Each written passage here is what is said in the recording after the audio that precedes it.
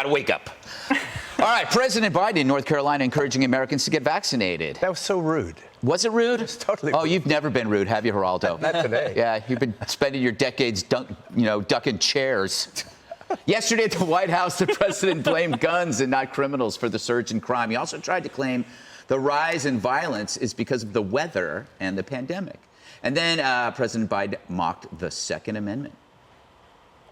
The Second Amendment, from the day it was passed, limited the type of people who could own a gun and what type of weapon you could own. You couldn't buy a cannon. If you wanted to think you need to have weapons to take on the government, you need F-15s and maybe some nuclear weapons.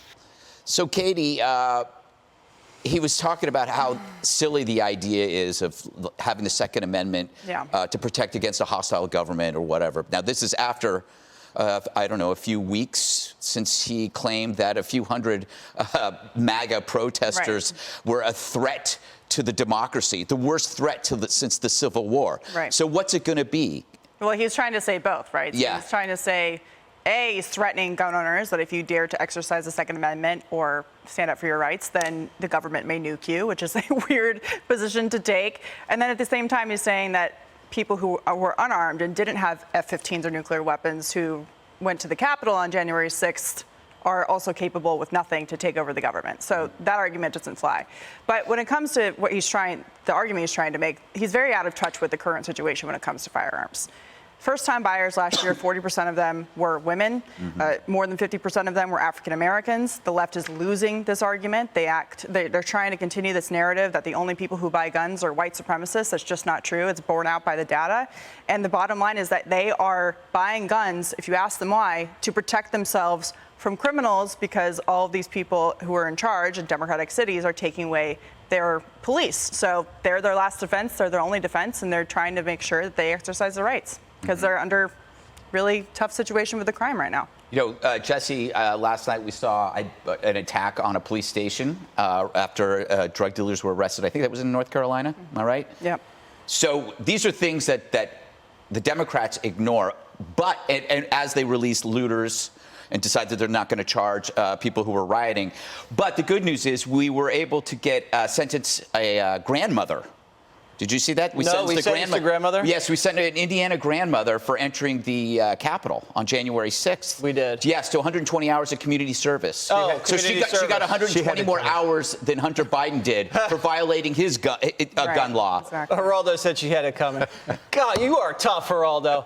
No, think about it. Hunter Biden violated the same gun laws. 10 years in prison, a felony. Yeah. And nobody's talking about But it. at least we got that Zero grandmother. tolerance. Right. So when Joe Biden says the F-15 thing, that's a straw man argument he got from Barack. Remember, Barack always said, what do you need a bazooka for?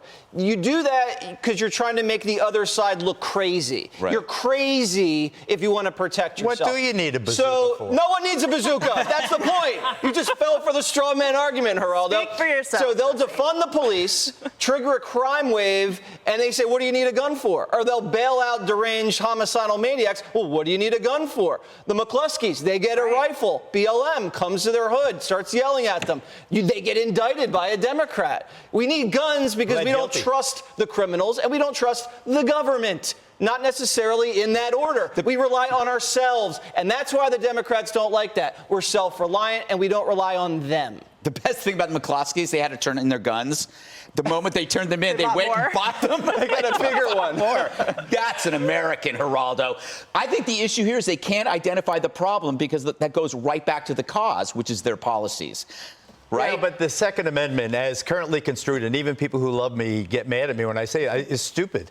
It's what Katie's position is one thing. Yeah. You know, African-American women buying pistols and so forth. But what do we need these heavy weapons for? And AR-15s. But what do we need AR-15s for? You can't hunt with Yes, it. you can. I have hunted with one. Yes, you Biden can. told, well, I don't know what you were hunting. about that. Little rats in the river.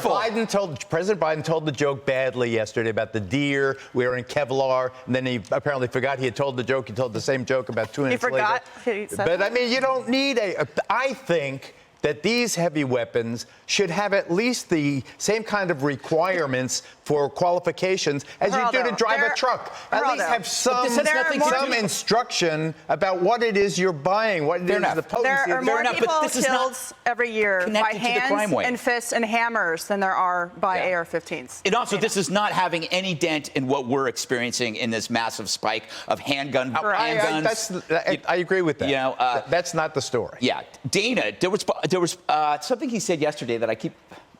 Remember he was saying that there are criminals living under bridges? Do you remember that part? And that was part of the problem. The criminals living under bridges, and we need to figure. Also, we need to have community programs for summer jobs. Yes, there you go. That kind of thing. Yeah. And you said that they need to be busy and they need to be not on the street. Like, well, they were kept out of school for a year. Yeah. For example, what was that all about? Good point. Yesterday, the president found a way to make everybody mad. Mm-hmm. So if you are in favor of gun control, you're mad because there was nothing new there. Right. If you are a community leader wanting to work on the problems in your community, you're mad because they're not coming to help you. Mm-hmm. They're dealing with something that is what the Republicans are mad about, which is that they're not talking about the root cause. Mm-hmm. So now everybody's mad. Yes. Well done, yes. everyone. Good job, Joe. Well, they often say a great leader gets everybody pissed off, right? Yeah, I'm not sure if this fits that. Neither do I. I was just being diplomatic because Geraldo called me rude, and that hurt my feelings. I'm delighted. Hey, Sean Hannity here. Hey, click here to subscribe to Fox News YouTube page and catch our hottest interviews and most compelling analysis. You will not get it anywhere else.